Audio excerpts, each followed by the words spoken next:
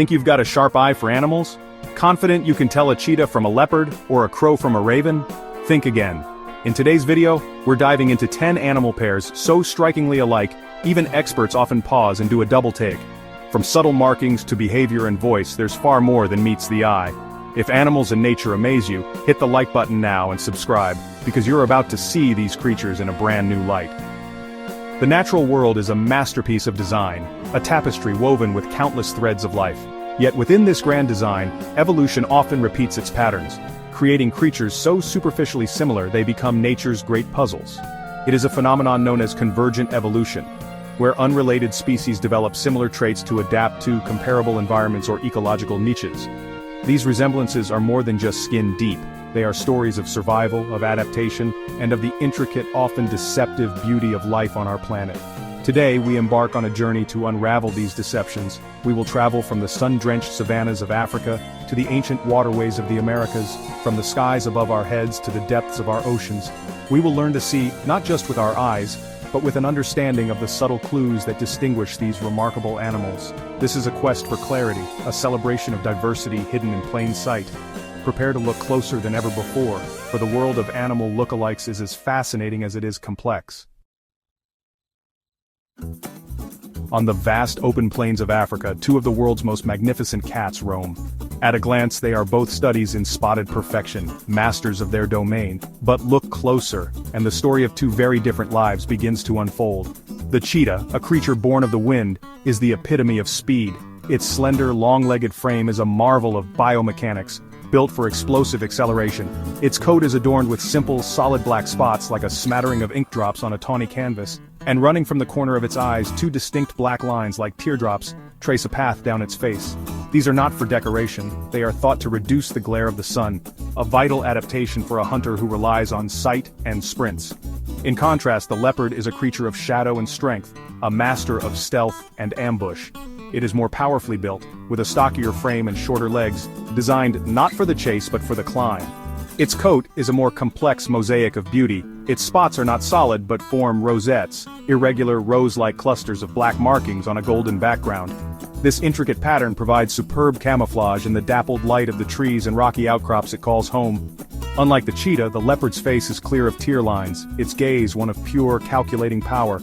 It is a solitary and elusive hunter, relying on its brawn to haul prey, sometimes heavier than itself, high into the branches, safe from scavengers.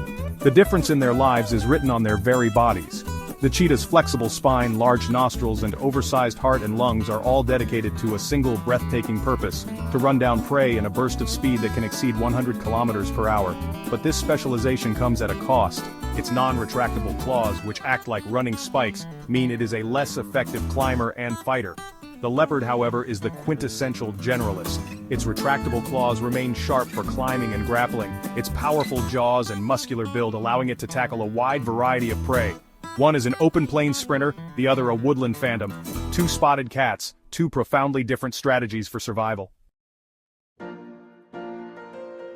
In the skies above us and the branches of our city parks, two intelligent black-feathered birds often cause confusion.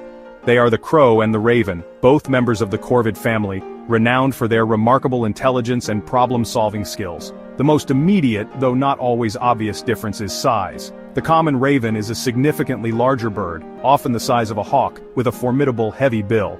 The American crow, by contrast, is smaller, more trim in its build, with a bill that is still strong but appears more proportional to its head. When they take to the air, another clue reveals itself in their flight patterns. Crows tend to have a steady, rhythmic flapping, a businesslike row through the air. Ravens, however, are more acrobatic flyers. They soar and glide on thermal updrafts, often performing complex aerial maneuvers, rolling and tumbling as if for sheer joy. Their tail, when fanned out, forms a distinct wedge or diamond shape, a key identifier for any observer with a keen eye.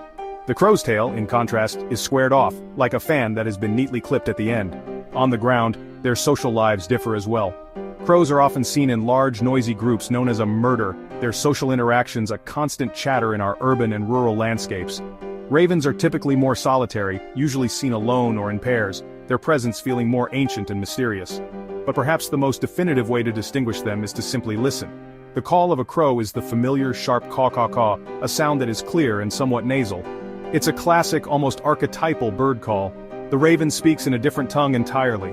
Its voice is a deep, resonant croaking gronk or a series of guttural clicks and rattles that reverberate with a gravelly quality.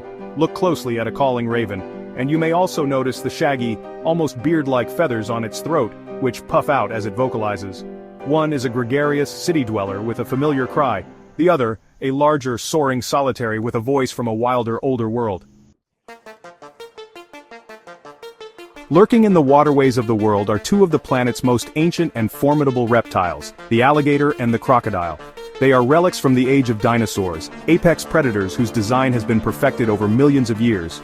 To the untrained eye, they are interchangeable monsters of the swamp, but their differences are written clearly upon their faces. The most telling feature is the snout. The American alligator, found primarily in the southeastern United States, possesses a wide U-shaped, almost rounded snout. It looks broad and powerful like a shovel.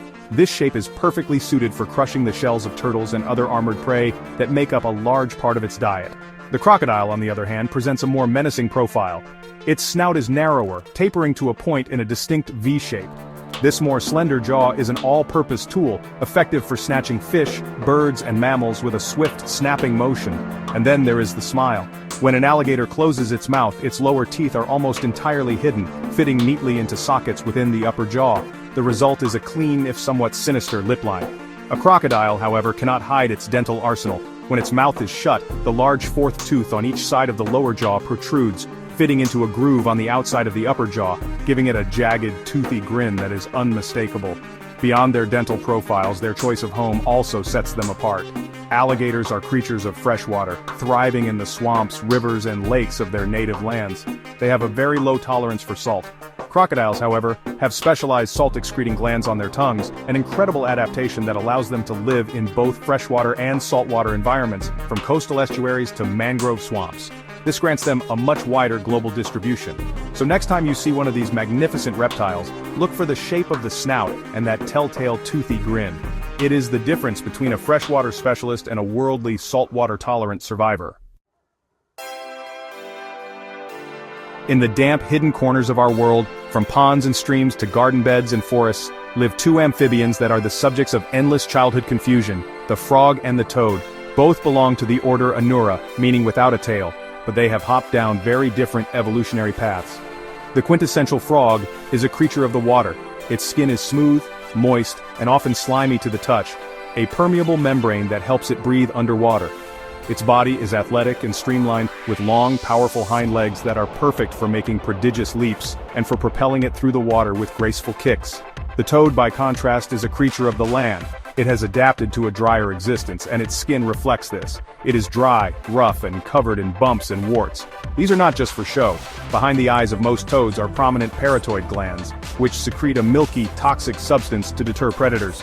A toad's body is stout and squat, and its hind legs are shorter and less powerful than a frog's. They are built not for leaping, but for short, deliberate hops or even for walking. They are the sturdy ramblers of the amphibian world, while frogs are the elegant divers and swimmers. Their life cycles also mirror their preferred habitats.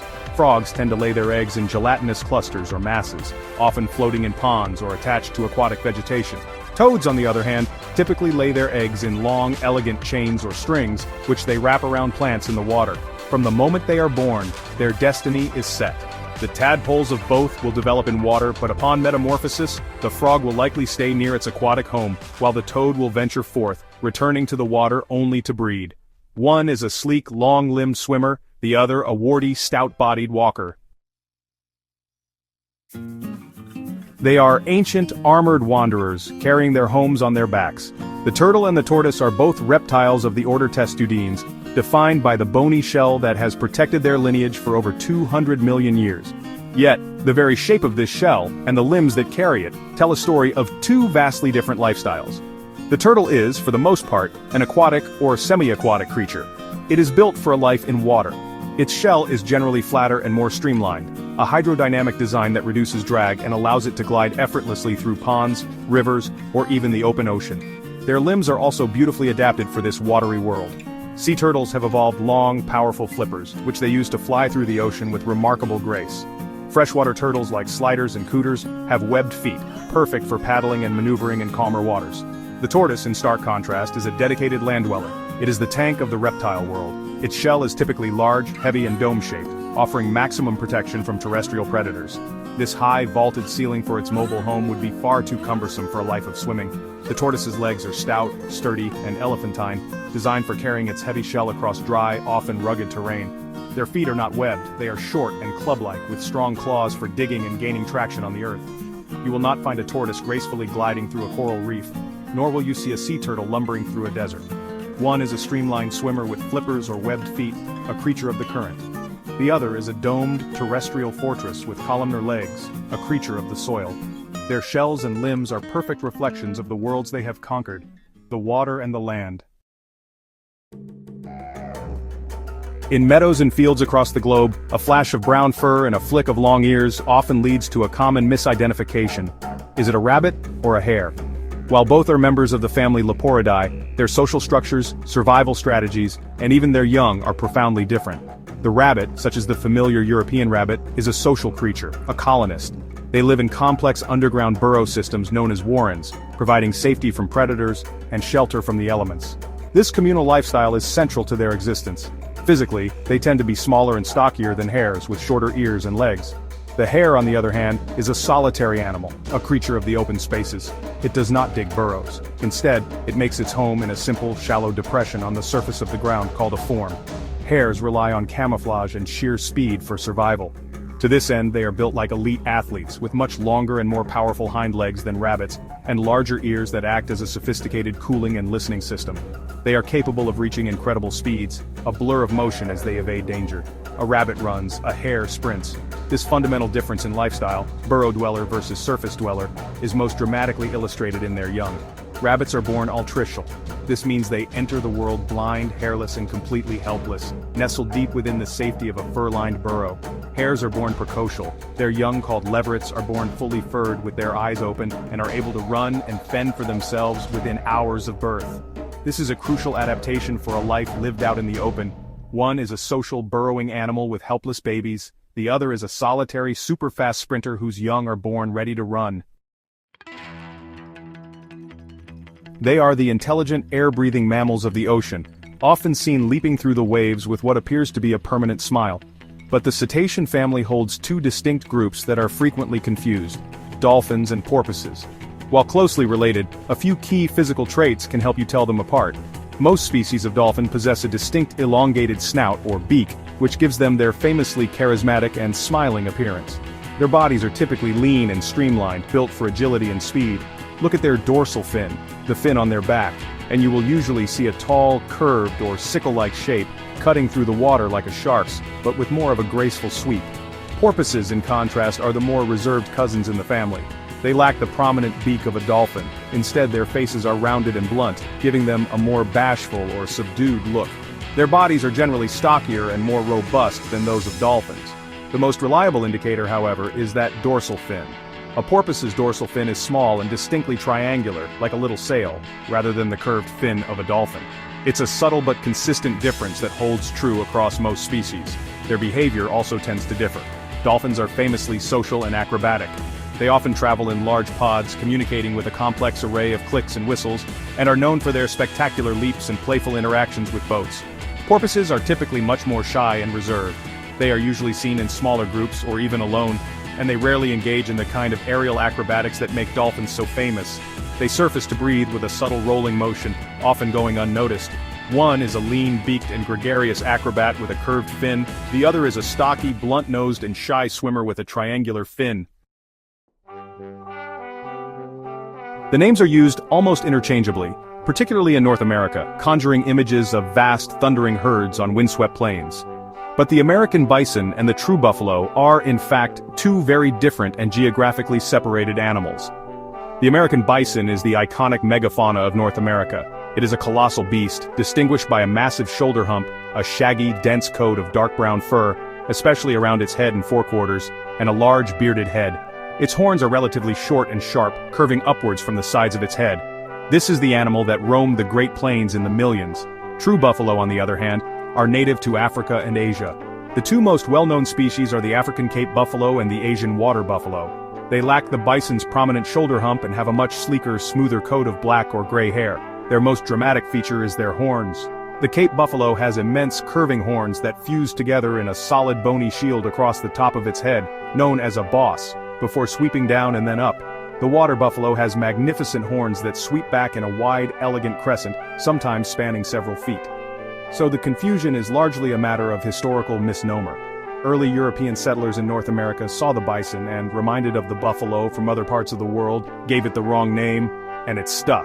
But the differences are profound. One is a shaggy, humpbacked giant with a beard and short horns, native to the prairies of North America. The other is a sleeker, non-humped animal with truly spectacular sweeping horns, native to the wetlands and savannas of Africa and Asia. They are not just different species, they are from entirely different continents. In the world of insects, survival often depends on sending a clear message to predators. I am dangerous to eat. The monarch butterfly does this brilliantly. Its vibrant orange and black wings are a warning sign, advertising the fact that as a caterpillar, it fed on milkweed plants, making it toxic and foul-tasting to birds. This is a classic example of aposematism, or warning coloration. The monarch's pattern is iconic, a deep, rich orange field, with veins outlined in black and a border of black speckled with white dots. It floats through the air with a leisurely, confident, flap-flap glide pattern, as if it knows it has little to fear. Enter the Viceroy butterfly, a master of deception. For a long time, the Viceroy was considered a textbook example of Batesian mimicry, where a harmless species evolves to imitate the warning signals of a harmful one.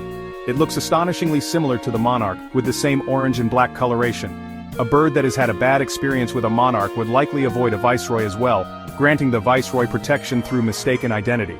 The resemblance is so close that it takes a careful eye to spot the key difference. The telltale sign is a single, thin black line that arcs across the Viceroy's hindwings, cutting through the other black vein-like stripes. The monarch does not have this line. It is a subtle but consistent marker. Interestingly, recent studies have shown that Viceroys are also unpalatable to many predators, making this a case of Müllerian mimicry, where two or more well-defended species evolve to resemble one another, reinforcing the warning signal to all potential predators. So, one is the famous toxic traveler, and the other is its brilliant and equally distasteful doppelganger. To tell them apart, you must simply look for that one extra line of ink on the wing. In the great forests and mountains of the Northern Hemisphere, two of the largest members of the deer family, Cervidae, command respect. They are the moose and the elk, and while both are magnificent, they are built on a very different scale and pattern. The moose is the undisputed giant of the deer world, the largest of them all. It is a truly immense animal with a dark, almost black coat, long, spindly legs, a noticeable hump on its shoulders, and a distinctive drooping snout with a pendulous flap of skin beneath its chin known as a dewlap or bell. It is a solitary, almost prehistoric-looking creature, often found near water, browsing on aquatic plants. The most striking feature of a bull moose is its antlers. They are enormous, flattened, and palmate, meaning they are shaped like a broad, open palm with fingers extending from the edge. These massive structures can span up to 2 meters across and are shed and regrown each year. The elk, known as the wapiti, is a more gregarious and gracefully proportioned animal. It is smaller than a moose, with a lighter tan or light brown body, a darker brown neck and head, and a distinctive creamy white or yellowish rump patch, which gives it one of its nicknames, white-rumped deer. Elk are social animals, often moving in large herds. An elk's antlers are also impressive, but they are shaped very differently from a moose's. They are not palmate. Instead, they are dendritic, branching out into a series of long, pointed tines that sweep back over the animal's body. And while a moose's call is a surprisingly plaintive, low-pitched moan or grunt, the sound of a bull elk during the autumn rut is one of the most haunting and powerful sounds in nature, a high-pitched bugling whistle that echoes through the mountain valleys. One is a solitary, dark-coated giant with palm-shaped antlers. The other is a social, lighter-coated herd animal with pointed, branching antlers and a famous bugle. From the dashing cheetah to the enduring tortoise, from the silent porpoise to the thunderous elk, these 10 pairs prove nature loves a challenge. That's 20 creatures, each unique, each fascinating, and each often misidentified by eager eyes. So, next time you're watching wildlife videos, visiting a park, or scanning your backyard, stop, observe, and think. Is it a hare or a rabbit, a crocodile or an alligator? Now you'll know exactly what to say, and maybe even impress your friends. Thanks for watching 10 animal pairs people always confuse. If you learned something new, give us a thumbs up. Subscribe for deeper nature dives and share in the comments which pair surprised you the most. Stay tuned, nature's still full of mysteries waiting to be uncovered. The world is filled with these subtle distinctions, these evolutionary echoes that can so easily deceive us. But learning to see them is more than just a party trick or a way to win a trivia game. It is an exercise in paying attention. It teaches us to look beyond the obvious, to appreciate the nuance and the incredible diversity that flourishes even in the most similar-looking forms. Every species has its own story, its own set of adaptations that make it perfectly suited to its corner of the world. Recognizing these differences is a way of honoring that unique story. So carry this new knowledge with you. Let it sharpen your gaze and deepen your appreciation for the complexity of life. The natural world is not a simple picture book. It is a rich, layered, and endlessly surprising encyclopedia. The more we learn to read its pages, the more we understand our place within it and the profound importance of protecting every single one of its authors. Keep looking, keep learning, and keep wondering. The greatest discoveries are often hiding in plain sight, waiting for a curious mind to notice.